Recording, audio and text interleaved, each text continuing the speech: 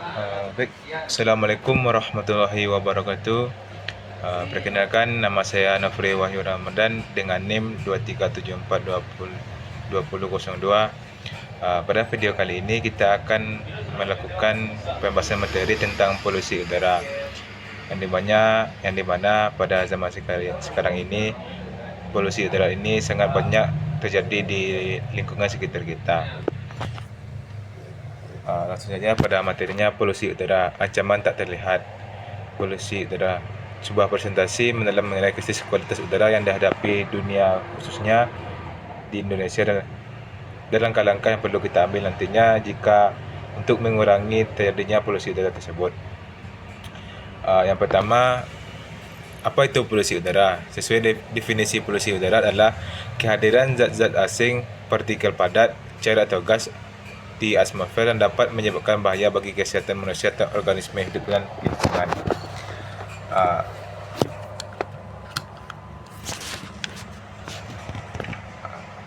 jadi makna tersebut adalah polusi tersebut adalah adanya zat-zat asing ataupun zat-zat dari luar yang nantinya akan merusak dari lapisan dari udara tersebut. Yang kedua ada sumber utama.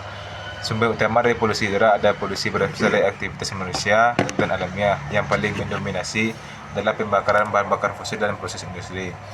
Sebagaimana kita ketahui, pada zaman sekarang ini untuk penggunaan kendaraan bermesin masih menggunakan bahan bakar yang berasal dari bahan bakar fosil yang nantinya keluaran dari hasil pembakaran dari bahan bakar tersebut berupa polusi udara. Yang ketiga, ancaman tak terlihat. Banyak polutan tak terlihat oleh mata lainnya seperti partikel materi, PM2, menjadikannya ancaman yang sering diabaikan namun mematikan. Sebagaimana ketahui, polusi udara ini tidak hanya terlihat, juga ada yang tidak terlihat karena partikel-partikel dari zat tersebut sangat kecil. Seterusnya, komponen polusi udara, partikel hingga gas berbahaya. Yang pertama, partikulat mater atau PM. Partikulat sangat halus yang dapat menembus jalur ke dalam paru-paru, terutama dihasilkan dari asap kendaraan dan pembakaran industri. Partikel-partikel ini sangat kecil sehingga sangat sulit untuk dilihat secara mata telanjang ataupun tanpa menggunakan alat bantu, sehingga kita tidak mengetahui apakah udara yang kita hidup sehari-hari ini mengandung partikel tersebut tidak. Yang kedua, adanya gas beracun utama seperti nitrogen oksida dari kendaraan bermotor. Yang kedua ada sulfur oksida atau SO2 dari pembangkit listrik dan industri. Yang ketiga ada karbon monoksida hasil pembakaran yang dari kendaraan tersebut. Yang ketiga adanya ozon permukaan atau O3. Bukan ozon baik di atmosfer. Ozon ini di permukaan tanah adalah polutan sekunder yang sangat berbahaya bagi sistem pernapasan manusia. Hal ini dapat merusak jaringan paru-paru dan dapat mengakibatkan penyakit di bagian pernapasan. Selanjutnya, dampak polusi udara pada kesehatan manusia. Yang pertama, sakit pernapasan seperti kasus asma, bronkitis atau PPOK, penyakit paru obstruktif kronis akibat iritasi dan peradangan saluran udara kronis. Yang mengenai itu tadi, partikel-partikel dari zat-zat polusi udara itu sangat berbahaya dan banyak mengandung partikel yang kimia. Yang kedua, kardiovaskular atau untuk zat ini masuk ke dalam aliran darah, menyebabkan risiko serangan jantung, stroke dan peningkatan tekanan darah. Karena pada zat-zat di polusi udara tersebut mengikat sel-sel darah merah, sehingga aliran dari darah merah tersebut tidak tersirkulasi dengan baik sehingga mengumpal daripada satu jaringan pembuluh darah. Yang ketiga, dampak neurologis. Penelitian terbaru menunjukkan polusi udara dapat mempengaruhi perkembangan otak pada anak-anak dan meningkatkan risiko demensia pada orang dewasa. Hal ini dikarenakan polusi udara tersebut mengurangi kadar oksigen yang masuk ke dalam tubuh manusia, sehingga otak manusia tersebut tidak kekurangan oksigen dan tidak dapat berfungsi dengan baiknya. Selanjutnya, polusi udara lingkungan, kerusakan ekosistem iklim. Yang pertama ada asam, emisi SO dan NO2 bereaksi dengan air membentuk asam merusak hutan dan ada infrastruktur bangunan.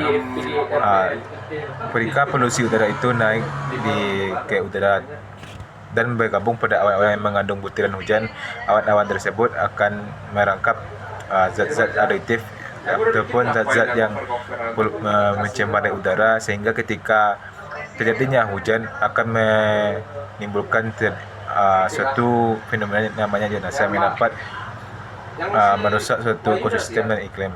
Yang kedua, kerusakan ekosistem. Ozon permukaan menghambat pertumbuhan tanaman, mempengaruhi sebenarnya mengganggu rantai makanan. Yang ketiga, terjadinya pemanasan global.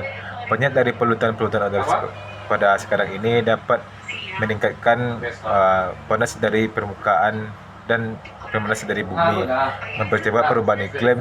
Bagaimana kita ketahui pada saat ini es yang berada di kutub utara maupun kutub selatan sudah melaju pencairannya sangat cepat. Hal ini dapat mengakibatkan terjadinya kenaikan air permukaan laut nantinya.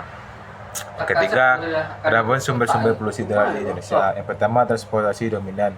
Kendaraan tua dan para lalu lintas, terutama di kota besar, menyumbang porsi terbesar dan gas berbahaya. Sebagaimana kita ketahui, semakin tua kendaraan tersebut, maka untuk efektivitas gas buangan tersebut akan meningkatkan kerusakan ozon di udara. Kedua, ada sektor industri, pemakai listrik tenaga batu bara dan pabrik-pabrik menggunakan teknologi pembakaran yang kurang bersih, sehingga hasil pembakaran tersebut langsung bergabung kepada udara lepas dan dapat mencemari udara tersebut. Yang ketiga, adanya pembakaran biomasa. Kebakaran hutan dan lahan telah menghasilkan kabut asap lintas batas yang menjadi masalah regional dan global. Sebagaimana kita ketahui pada zaman sekarang ini, banyak terjadi orang yang ingin membuka lahan dengan cara gampang dan murah. Mereka melakukan pembakaran hutan secara massal dan secara banyak, sehingga asap dari pembakaran hutan tersebut langsung terbang menuju udara lepas. Yang keempat, adanya rumah tangga dan komersial. Pembakaran sampah terbuka dan penggunaan bahan bakar padat untuk memasak di area tertentu juga berkontribusi pada polusi, seperti memasak di luar ruangan menggunakan kayu bakar ataupun menggunakan arang briket yang dapat menghasilkan polusi udara. Seperti ini studi kasus polusi udara di kota-kota besar Indonesia. Sebagaimana kita ketahui, untuk di daerah Jakarta, jumlah peningkatan karbon dioksida yang dapat merusak polusi udara di kota-kota besar pada saat zaman ini sangatlah tinggi, seperti kota Jakarta, kota Bekasi, Surabaya, dan Bandung. Hal ini dapat mengakibatkan udara di sekitar kota tersebut sangat tercemar dan dapat mempengaruhi kesehatan masyarakat dan lingkungan. Nah, walaupun itu, kita memiliki solusi mengatasi polusi udara. Yang pertama, untuk solusi jangka pendek seperti mitigasi cepat, penerapan kebijakan work from home untuk beberapa instansi kegiatan. Yang kedua, instansi konsisten untuk menggunakan masker N95. Seterusnya, pengetatan uji emisi niaga untuk kendaraan, apalagi kendaraan yang sudah melewati masa pakai yang seharusnya. Bagaimana ketahui, untuk satu kendaraan biasanya sudah diluncurkan 5 tahun ke depan untuk masih layak digunakan. Setelah 5 tahun digunakan tidak dilakukan pengujian, takutnya nantinya emisi yang dihasilkan tersebut tidak dapat merusak udara dengan cepat. Yang kedua, untuk jangka menengah, transisi energi. Peralihan bertahap dari PLTU batubara ke energi terbarukan seperti menggunakan geotermal, menggunakan PLTA, kincir angin, ataupun energi tetap surya. Yang kedua, pengembangan transportasi publik listrik yang terintegrasi. Sebagaimana kita ketahui, untuk kendaraan listrik, mereka tidak menghasilkan polusi udara dari gas buang, sehingga dapat menurunkan angka dari polusi udara. Yang ketiga, adanya standarisasi bahan bakar emisi rendah. Walaupun sudah ada kendaraan listrik, tapi untuk kendaraan menggunakan bahan bakar masih sangat sukar untuk ditinggalkan karena sudah mendekat pada masyarakat pada zaman ini, sehingga untuk mengatasinya kita menggunakan standarisasi bahan bakar emisi rendah. Ketiga, jangka panjang atau perubahan serius struktural. Yang pertama, tata ruang kota yang ramah pejalan kaki dan sepeda. sehingga angka penggunaan kendaraan bermotor dapat ditekankan dengan menggunakan sepeda yang lebih sehat dan berjalan kaki. Yang ketiga, investasi besar pada teknologi penangkap dan penyaring karbon. Yang ketiga, edukasi publik tentang gaya hidup minim emisi.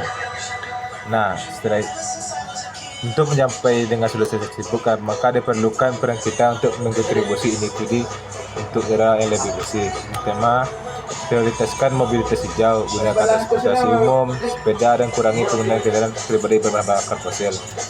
Kedua, advokasi edukasi.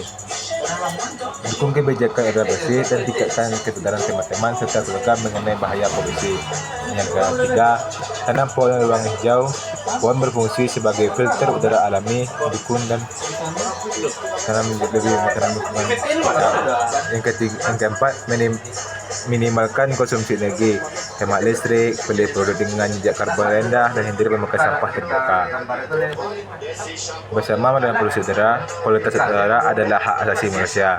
Kita tidak bisa berjuang sendiri, tetapi bersama-sama kita bisa menciptakan perubahan yang berkelanjutan. Sekian penjelasan materi saya tentang polusi udara. Semoga apa yang saya sampaikan ini bermanfaat bagi teman-teman. Terima kasih. Assalamualaikum warahmatullahi wabarakatuh.